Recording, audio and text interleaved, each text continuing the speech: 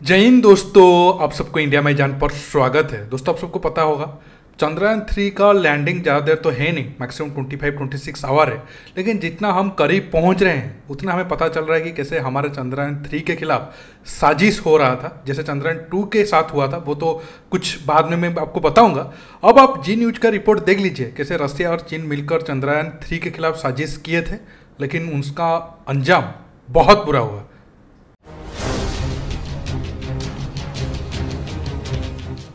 अगर आपको लग रहा है कि लूना 25 का क्रैश होना सिर्फ रूस के लिए बड़ा झटका है, तो आप थोड़ा सा गलत हैं। यह झटका सिर्फ रूस नहीं बल्कि चीन को भी ले डूबेगा। चंद्रयान 3 को हराने के लिए चीन ने रूस से वो काम करवा दिया है जिसने रूस को तो शर्मिंदा किया ही है, लेकिन चीन का भी पर्दाफाश कर दिया है। यह वीडियो बेहद ही दिलचस्प है। पूरा वीडियो देखेंगे तो आपको पता चलेगा कि अंतरिक्ष में क्या बड़ा खेल हुआ है। कुछ दिन पहले तक कई लोग सवाल कर रहे थे कि रूस ने अचानक चंद्रयान 3 के तुरंत बाद ही अपना मून मिशन क्यों लॉन्च किया। क्या रूस भारत के चंद्रयान को हराना चाहता था? लेकिन इसका जवाब आपके होश उड़ा देगा। दरअसल बताया जा रहा है कि रूस ने 47 साल बाद अचानक मून मिशन भेजने का फैसला चीन के कहने पर किया था। चीन ने रूस की चुपचाप मदद की थी। चीन ने रूस और पश्चिमी देशों की आपसी लड़ाई का फायदा भारत के चंद्रयान 3 को हराने के लिए किया, लेकिन चीन को कर्मों का फल तुरंत मिल गया। आपको बता दें कि रूस 2020 में ही लूना 25 को लॉन्च करना चाहता था। उस समय रूस को लूना 25 के लिए यूरोपियन स्पेस एजेंसी से मदद मिल रही थी, लेकिन बीच में जंग शुरू हो गई और लूना 25 की लॉन्चिंग टल गई। उसके कुछ ही दिनों बाद यूरोपियन स्पेस एजेंसी ने रूस से पूरी तरह से संबंध तोड़ लिए। यहां तक कि कई पश्चिमी देशों ने रूस की स्पेस एजेंसी पर प्रतिबंध भी लगा दिए, यानी रूस पर डबल अटैक हुआ। पहला तो यूरोपियन स्पेस एजेंसी से लूना 25 का कॉन्ट्रैक्ट टूट गया। उसके बाद रूसी स्पेस एजेंसी भी प्रतिबंधों की चपेट में आ गई। उसी दिन से रूस बदला लेने का मौका ढूंढ रहा था, लेकिन किसी ने रूस की मदद नहीं की। फिर वो दिन आया जब भारत ने घोषणा की कि चंद्रयान 3 को लॉन्च किया जाएगा और 14 जुलाई को उसे लॉन्च कर भी दिया गया। लेकिन असली खेल इसी के बाद शुरू हुआ।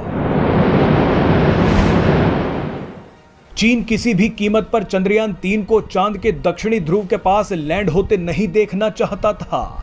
यहां चीन ने रूस और यूरोपियन स्पेस एजेंसी की आपसी लड़ाई का इस्तेमाल चंद्रयान 3 को हराने के लिए किया। चीन ने रूस को लालच दिया कि पश्चिमी देशों और यूरोपीय स्पेस एजेंसी को जवाब देने का सबसे अच्छा तरीका यह है कि लूना 25 को सबसे पहले चांद पर भेज दिया जाए। रूस भी झांसे में फंस गया कि यह सुनहरा मौका हो सकता है। रूस तो पश्चिमी देशों को जवाब देना चाहता था, लेकिन चीन का मकसद था कि किसी तरह लूना 25 चंद्रयान से पहले चांद के दक्षिणी ध्रुव पर पहुंच जाए और भारत रिकॉर्ड ना बना पाए। रूस ने चीन के झांसे में आकर तुरंत अपने मून मिशन का ऐलान कर दिया। रूस को लगा कि चीन 3 बार चांद पर सॉफ्ट लैंडिंग कर चुका है, तो शायद चीन लूना 25 की भी सॉफ्ट लैंडिंग करवा दे। इसके बाद रूस ने चीनी स्पेस वैज्ञानिकों की मदद ली। यहां तक कि लूना 25 के लॉन्चिंग के समय चीनी वैज्ञानिक रूस में ही मौजूद थे, लेकिन लूना 25 क्रैश हो गया। चीन रूस के कंधे पर बंदूक रखकर भारत पर चलाना चाहता था, लेकिन चीन को कर्मों का फल ही मिला है। अब रूस तो पछता ही रहा है, लेकिन लूना 25 के क्रैश ने यह साबित कर दिया है कि चीन की मदद लेने से सिर्फ नाकामी ही हाथ लगेगी।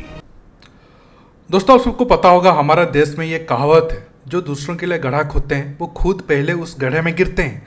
वही हालात अब रसिया और चीन का हुआ। रसिया अगर चीन के बात को नहीं मानता और जल्दबाजी में ये मिशन को स्टार्ट नहीं करता, तो शायद आज लूना 25 सक्सेसफुली चांद पर लैंड कर जाता और उसे रसिया को तो फायदा होता ही होता और पूरे ह्यूमैनिटी को भी बहुत सारा फायदा होता। अब सवाल है, रसिया और चीन ने ऐसा क्यों किया? देखिए, चीन ऐसा करने के पीछे बहुत सारा वजह है।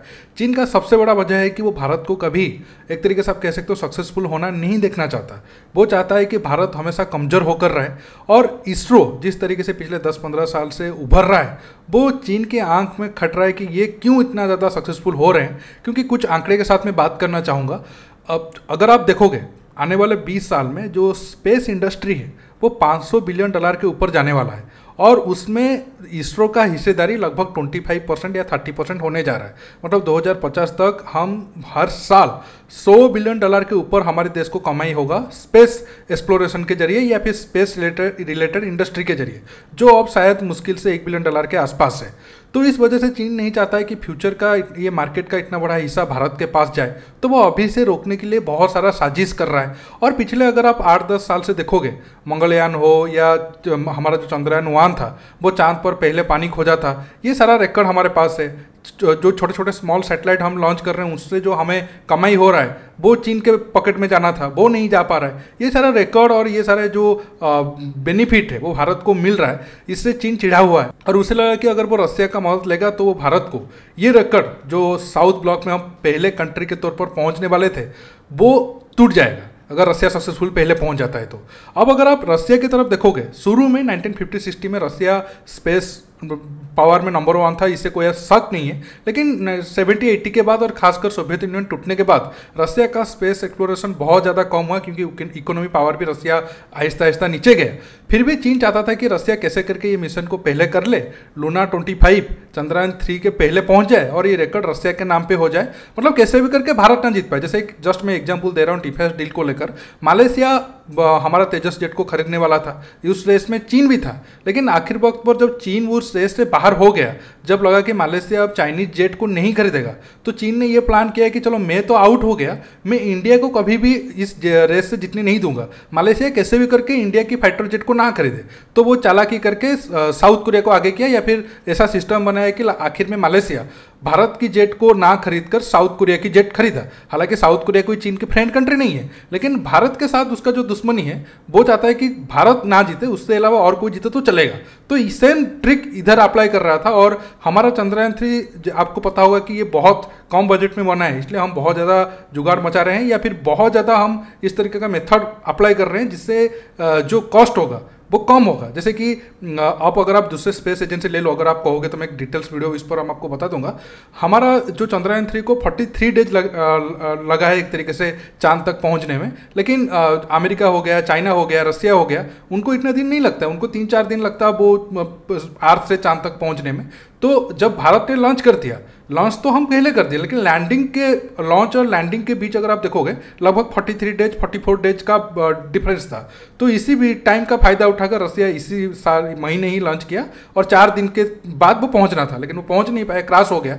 इसलिए मैं कह रहा हूं अगर वो टाइम लेकर आराम से करते तो शायद ये पहुंच जाते, क्योंकि रसिया के पास पहले से एक्सपीरियंस था, उसके लिए कोई बड़ी बात नहीं थी। हाँ, बीच में गैप 40-45 ईयर्स का हो गया था, इसी वजह से अगर वो थोड़ा सा टाइम लेकर करते तो हो जाता, लेकिन वो चाइना की कहने पर भारत को हराने का जो जीत लेकर आगे आए थे, तो उसके बदौलत उनको हार का मुंह देखना पड़ा। दोस्तों, आज के टॉपिक में बस इतना ही। अगर आप चंद्रयान 3 रिलेटेड और भी वीडियो देखना चाहते हैं या फिर आपका कोई सवाल है तो नीचे कमेंट बॉक्स में कमेंट करके बताइए। और ये वीडियो को ज़्यादा से ज़्यादा लाइक शेयर करने के साथ साथ आप मेरे चैनल को सब्सक्राइब करना बिल्कुल मत भूलिए। दोस्तों, रुकता हूँ, बहुत जल्द और एक न्यू टॉपिक के साथ मिलूंगा। नमस्कार, जय हिंद।